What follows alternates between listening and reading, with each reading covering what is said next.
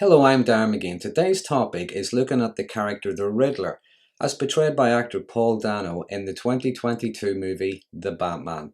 Now, this video does contain spoilers. If you haven't seen the movie already, you might want to watch that before watching this.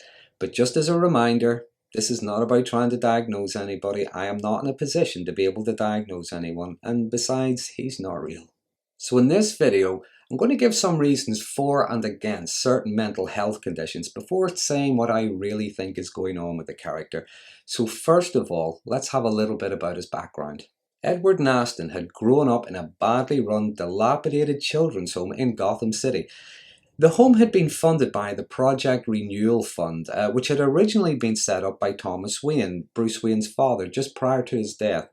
Edward later finds out the Project Renewal Fund had been corrupted by gangsters, by leading politicians and senior police officers. And Edward blames his childhood abuse and neglect on them and on Thomas Wayne.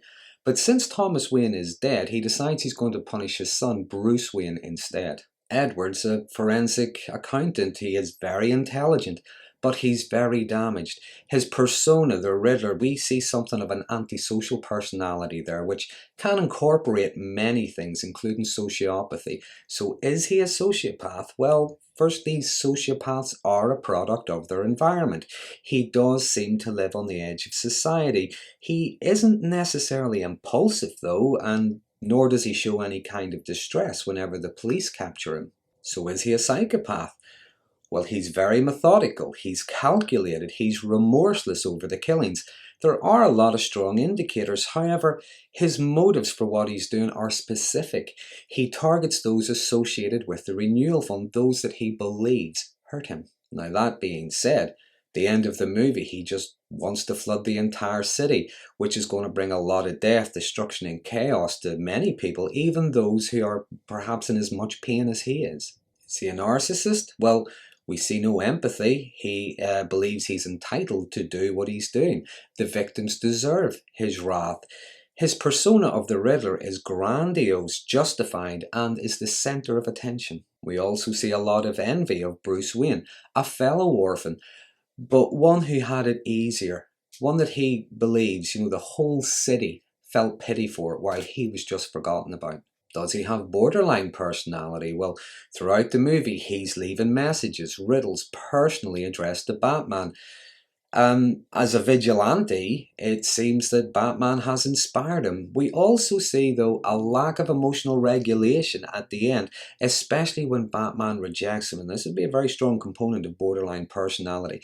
The fear of being abandoned, of being rejected. So what do I think is going on with the Riddler? Well, he's intelligent, he's also been hurt, he's been wronged. However, what we didn't see with him is when he got the evidence of the corruption, he didn't make it public, he didn't send it to any news stations, he didn't post it online. Instead, he took actions into his own hands. He reacted violently. He reacted violently to what he believed was a huge injustice. I think what we see with Edward Naston is someone who is on what's known as the dark tetrad. Now, the dark tetra, these are 4 subclinical mental health conditions. Now, subclinical, meaning there is not enough in one particular area for a clinical diagnosis. But those 4 components come together. They are co-occurring in one person. The first component being psychopathy. As I said, he is remorseless, he's methodical, he's calculating. The second one being narcissism. He is self-absorbed, he is highly disagreeable, he lacks empathy, and he believes he is justified, he believes he is entitled to his vengeance. The third component is Machiavellianism. Now, this is the manipulation, the riddles, the threats, all about manipulating Batman and the authorities. He has 500 or so online followers, people who are every bit as hurt and wounded as he is, and manipulates them into attacking the city. And lastly, the fourth component is sadism. Now, sadism is characterized by taking pleasure in inflicting pain onto others.